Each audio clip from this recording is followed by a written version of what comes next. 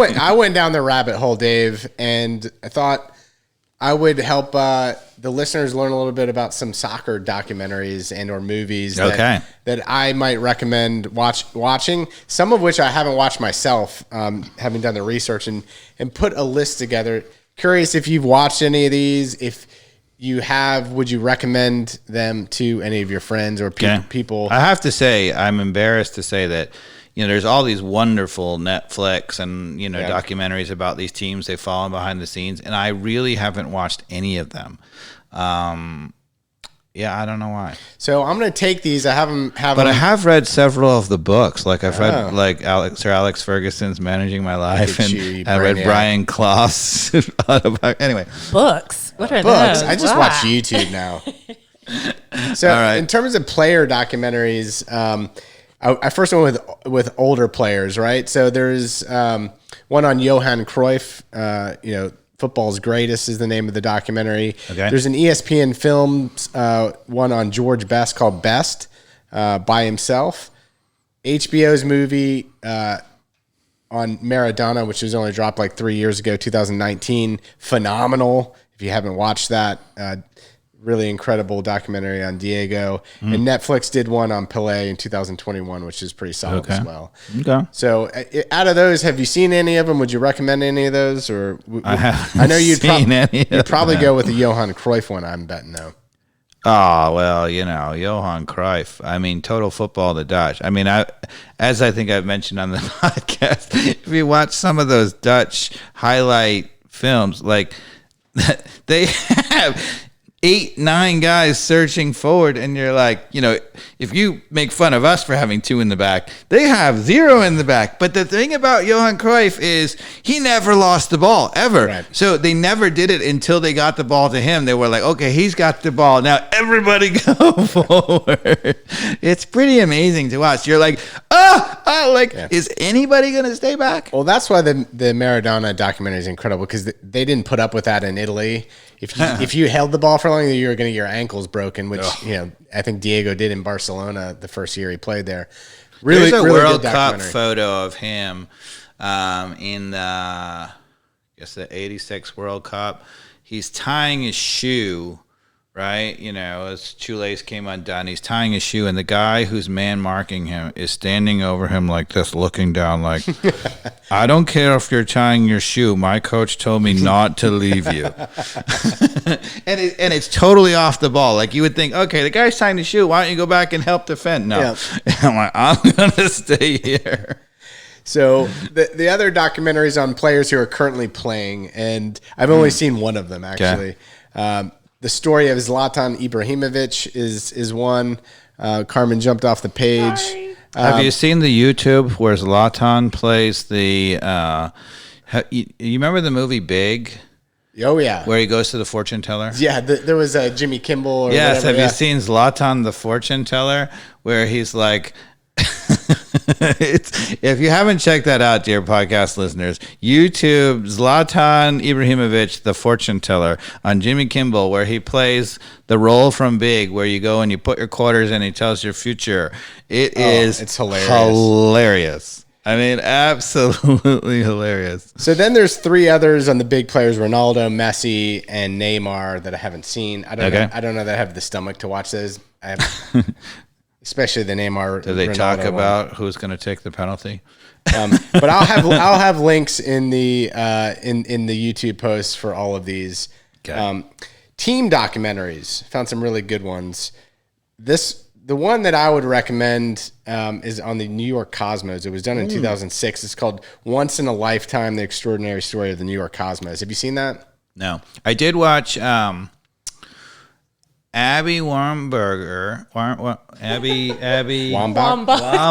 sorry, and Abby Wambach and Landon Donovan did like around America, and they did some things, including they stopped off and talked about the Cosmos, and that was exciting. Nice, I like that.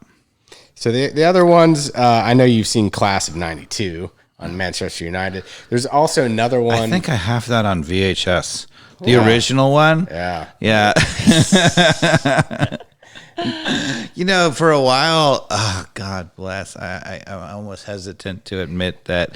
So when my wife was living in London, we used to go there, and right in the middle of London, there was a soccer store called Soccer Scene, or Football Scene or something. Anyway, but we used to go there, and it was the only place in the U.S. you couldn't get whatever, and they had videos. Yeah. And I used to buy the videos, and the crazy thing is the videos, the British format was not the U.S. format. So I'd have to buy the video, and then I'd have to pay to get it converted to the U.S. format so I could freaking watch it in the U.S. That's dedication. That's terrible, is what that. Yeah, so the other team ones are on the Nemesis view. It's called All or Nothing on Man City. There's one called With Guardiola. Yeah. I really want to watch. I mean, Guardiola is a hero of mine, so I mean, a hero of everybody coaching. But. Yeah, and then the Klopp one is End of the Storm on. I heard the Liverpool one with Brendan Rodgers before, when they just missed out on the title when Steven Gerrard, slipped. I heard that one was quite good. And, there's some early clips of Raheem Sterling on that team and him trying to, coax him. I've seen clips, but I haven't seen it. So then there's Sunderland Till I Die. And I've seen this one, which is really good. This is an Amazon Prime one on Leeds United and their demise to almost non-existence after falling out of the Premier League in like 92, 93, and then working their way back up to... Yeah, we've talked about it. O'Leary as the coach. That team had Viduka and Kuehl and Alan Smith and Lee Bowyer, and they spent all this money. They were in the Champions League semifinal. I told my son this. Leeds was in the Champions League semifinal. He's like, what? It's true. It's true. But then they mortgaged the bank to do it, and when they didn't win, and because they were trying to fight for the Champions League, they didn't get back in the Champions League in the league. They didn't qualify, and then they got relegated the next year. It just all fell apart.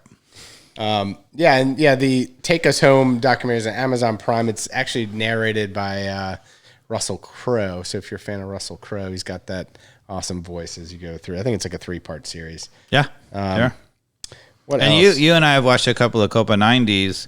We watched the one on Boca Juniors and River Plate. I mean, which is freaking nuts. That's great timing. So that's my next section, which is best YouTube channels, Dave. Okay. So I would highly recommend Copa90. There's actually a couple really good ones on Atlanta United that those guys did as well on, just the explosion of soccer in Atlanta. Okay.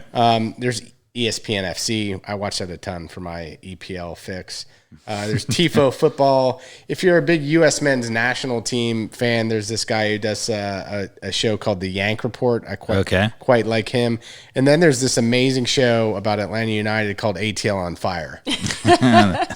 I've heard of it. Yeah. Amazing. Heard it's really good. And then as far as like just movies that are a little more just cheesy. Now we're going drama, to it. I know soccer movies. All right, what do you got? Are there any Well, let's ones? start with what you got, and then maybe I'll add to it. So I haven't seen a couple of these. I haven't seen United or Baggio, the Divine Ponytail. Have you seen that? No. Yeah. I think a lot of people have not seen Although it. I was at a couple of his games in the World Cup in the U.S. in '94 with his Divine Ponytail, and then he missed the PK in the final at the Rose Bowl. I'm surprised you haven't seen United, which is like a 2011 movie. I think it's about the team that did they get in a plane crash on Munich? God, the Busby Babes, Yeah. and the plane crash in Munich. Yeah. It killed the whole generation. Ugh. Yeah, so that's You can understand why I don't want to watch that. right. So that's it. Fortunately, that it one's was probably before my time, of course, but heavy one. that's a little heavy.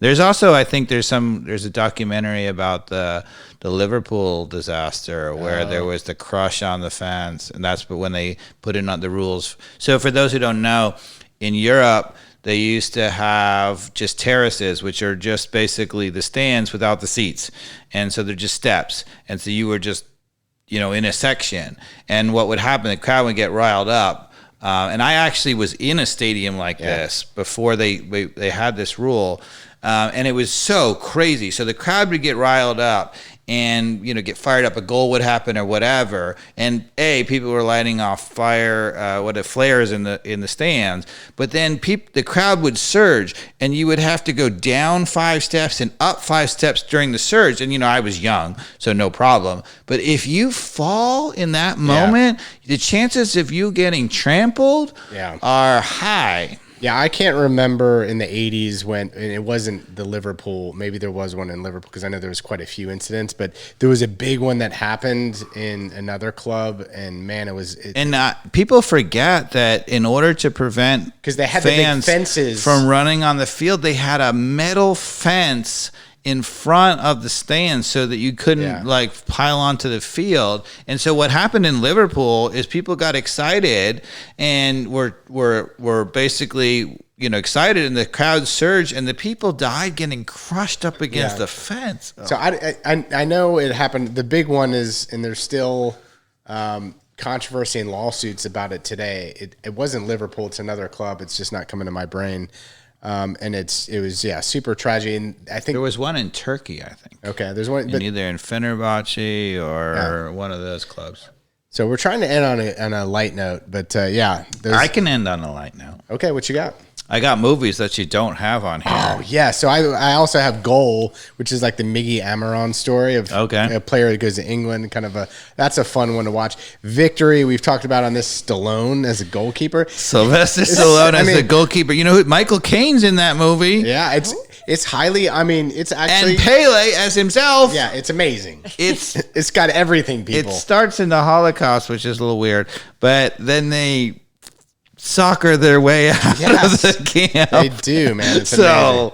And then there's... In that movie, my favorite moment, Michael Caine is the coach, right? And in their halftime, and they're losing, and the coach is like, okay, we're going to do this, and whatever. And Pele looks at him and says, no, coach. You give me the ball, I go like this, goal. And then that's Araujo, right? Or Moreno. No, coach, just give me the ball on the counter. Win the ball up the field. Give it to me, and I go like this goal. Another Pele cheesy movie is one that when I was in middle school, I loved this movie, Hotshot. It has the guy from Melrose Place. What was his name? Andrew Shue's in it, and Pele is in it. He's a good soccer player, So Andrew Shue captained the Dartmouth soccer team when I was in high school. When I went on my recruiting visit there, he was the captain of the team. So and evidently when I was a kid, I would play with Elizabeth Shue, who is my age. They were from... She's in New Jersey, right? Wilmington, Delaware. Or Delaware. Okay. Yeah, and so somehow I crossed paths as a kid. I don't remember. She was an actress of her own right. She's been in a few movies like the Nicolas Cage Las Vegas movie. Yeah, she's in that one. Anyway. She's also in the one with Val Kilmer. Okay. Yeah, she's in a couple of big ones. Go Shoe family. Ladybugs.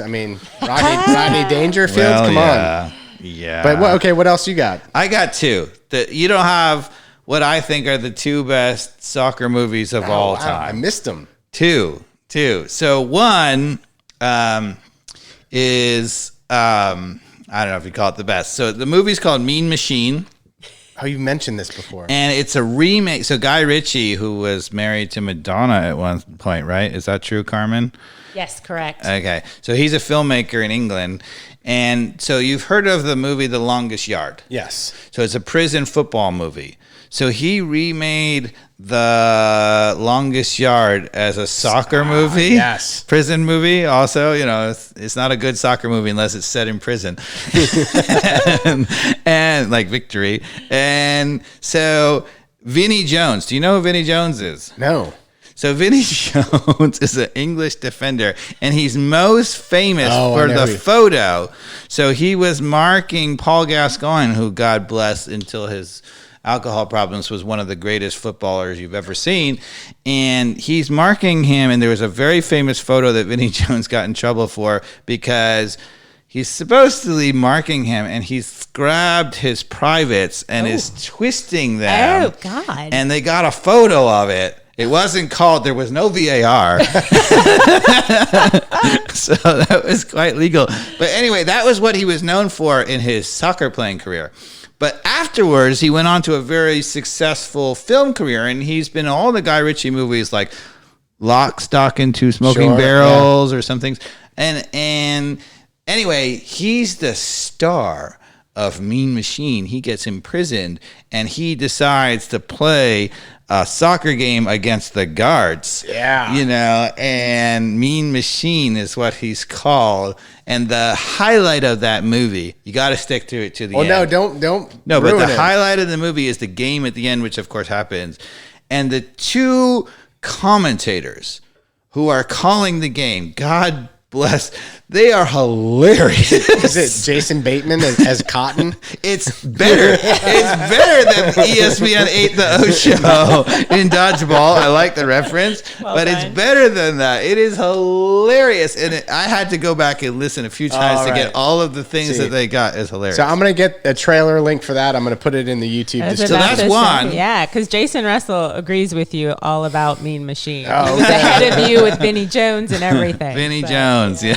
The other movie is actually one of my favorite movies of all time. And can you believe there's a soccer movie that's actually, I mean, it's an amazing movie, actually. It will make you laugh. It will make you cry. It like one of those movies, like really good. I wonder if I've seen this. How would I miss this? Laugh, cry, get excited? The movie's called, I think it's called Searching for Eric. Oh. It's about a guy in Britain who's dealing with lots of life problems and trying to raise his kids on his own. And he sees as his inspiration Eric Cantona, who plays himself in the movie as his guiding angel almost. And it is an amazing movie. And I won't give away the ending, but the ending is freaking awesome. Oh, right. So it is one of the better movies I have ever seen. It's got Eric Cantona on it. I mean, come on. And Eric Cantona playing himself. Incredible. Very cool. So I highly recommend, dear podcast listeners, it's a terrific movie. You'll love it. You know, it has a few moments that are difficult at moments. I mean, not like you know, are like that kind of difficult, but are, you know, there's a few difficult moments.